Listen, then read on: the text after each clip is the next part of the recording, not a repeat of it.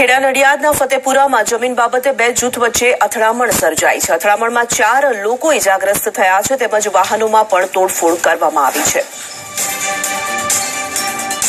તો જમીન બાબતે બબાલ થઈ હોવાના સમાચાર સામે આવી રહ્યા છે। બે જૂથ વચ્ચે અથડામણ સર્જાઈ છે, વાહનોમાં પણ તોડફોડ કરવામાં આવી। અથડામણના દ્રશ્યો જે છે તે આપ જોઈ શકો છો। 4 લોકો ઇજાગ્રસ્ત થયા છે આ અથડામણમાં।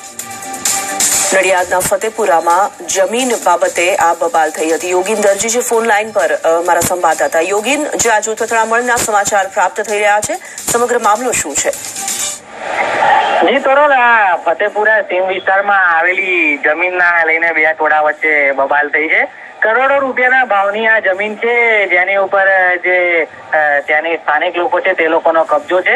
તે લોકોને ત્યાંથી કબજો હટાવી લેવા માટે આજે 2 ગાડી અને 7 થી 8 બાઇકો સાથે કેટલાક લોકો ત્યાં પહોંચ્યા હતા। હજી કોઈ વાતચીત થાય તે પહેલા જ બંને ટોળા વચ્ચે સખત મારામારી શરૂ થઈ ગઈ હતી। ધારિયા અને લાકડીઓ જેવા હથિયારથી મારામારી થતા 4 થી 5 જેટલા લોકો ઘાયલ થયા હતા।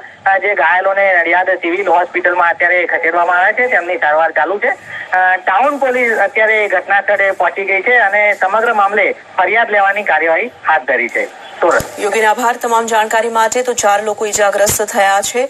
નડિયાદના ફતેપુરાની આ જે જમીન બાબતે બબાલ થઈ હતી તેના દ્રશ્યો આપ જોઈ શકો છો।